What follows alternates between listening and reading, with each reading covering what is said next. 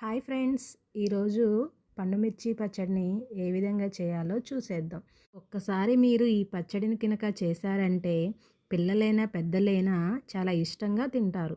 అంత టేస్టీగా అయితే ఉంటుంది. ప్లేటులో ఒక్క మెతుకు కూడా మిగల్చకుండా తినేస్తారు పిల్లలు.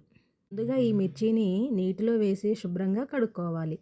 తర్వాత ఒక పొడి క్లాత్ పెట్టేసి తడి లేకుండా తుడుస్తూ వీటి తొడిమలను కూడా తీసుకోవాలి.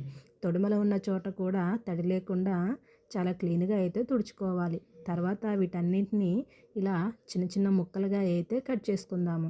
తర్వాత 100 గ్రాముల చింతపండుని అయితే తీసుకుందామండి. ఈ చింతపండులో నారలు పీచులు ఏమన్నా ఉంటే అన్నిటినీ తీసేసి చింతపండుని అయితే శుభ్రంగా అయితే క్లీన్ చేసి పెట్టుకోవాలి.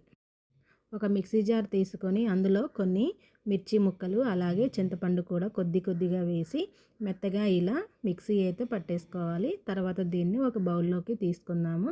తర్వాత మిగిలిన ఉన్న ఇంకా మిర్చి ముక్కలు కూడా వేసేసుకోవాలి. అందులో చింతపండు, 50 గ్రాముల ఉప్పు, 4 అంటే ఒక 10 వెల్లుల్లిపాయలు, అలాగే ఓ 2 టీ స్పూన్ల మెంతి పొడి, ఓ టీ స్పూన్ ఆవాల పొడి వేసేసుకొని మిక్సీ పట్టుకోవాలి. తర్వాత పోపు కోసం ఒక చిన్న కడాయి తీసుకొని అందులో ఆయిల్ వేసేసి ఆయిల్ వేడెక్కిన తర్వాత తాలింపు గింజలు, జీలకర్ర, ఎండుమిర్చి అలాగే వెల్లుల్లిపాయలు కూడా వేసి కలుపుకోవాలి. చివరిగా కరివేపాకు కూడా వేసుకొని ఫ్రై చేసుకోవాలి. మీకు కావాలనుకుంటే ఇంగువ పొడి కూడా వేసుకోవచ్చు. నేను వేయలేదు.